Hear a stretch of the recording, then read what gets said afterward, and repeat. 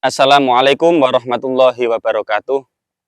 Innal hamdalillah nahmaduhu wa nasta'inuhu wa nastaghfiruh wa na'udzu billahi min syururi anfusina wa min sayyiati a'malina.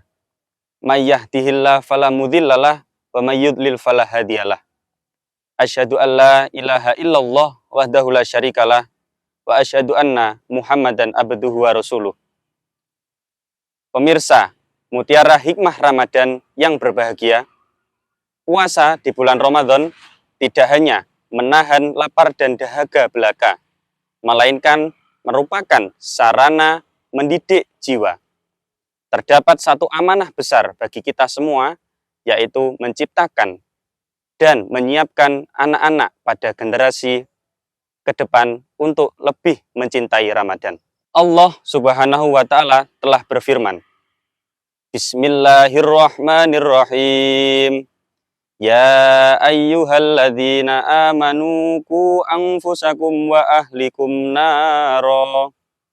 Artinya, wahai orang-orang beriman, jagalah dirimu dan keluargamu dari api neraka. Dari sini merupakan landasan hukum bahwasannya kita sebagai orang tua seyogyanya harus menyiapkan anak-anak menjadi generasi masa depan yang mencintai Ramadan. Ada beberapa tips yang bisa saya berikan untuk mendidik anak supaya dapat lebih mencintai Ramadan. Yang pertama, kita harus memberikan teladan, bukan hanya perintah maupun instruksi belaka.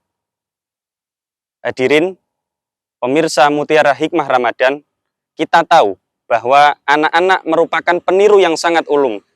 Anak-anak dapat merekam dalam memorinya apa-apa yang dilakukan orang tuanya. Maka, ketika orang tua sangat antusias dalam menyambut Ramadan, anak-anak akan ikut dengan sendirinya tanpa diperintah.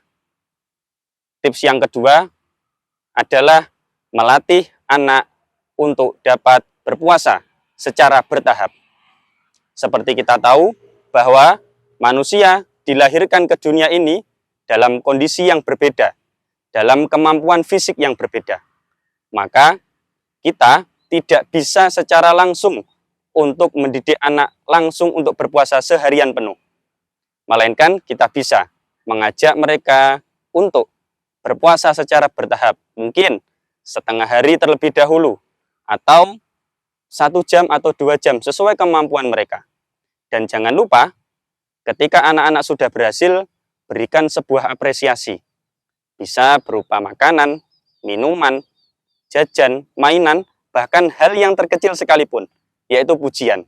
Contohnya, pintar sekali anakku, anak soleh, anak solehah, anak yang berbakti. Anak-anak akan hatinya lebih bangga ketika mendapatkan pujian. Tips yang ketiga adalah kita menciptakan kondisi lingkungan keluarga yang nyaman ketika di bulan Ramadan. Dengan apa? Contoh hal terkecil. Kita sebagai orang tua bisa membangunkan sahur dengan cara-cara yang lembut. Selain itu, kita dapat menciptakan komunikasi yang baik. Perbanyak quality time bersama anak, sehingga anak akan dapat tersentuh hatinya kepada orang tuanya. Rasulullah Shallallahu Alaihi Wasallam telah menunjukkan suatu perilaku yang dapat kita contoh dalam mendidik dan mencintai seorang anak.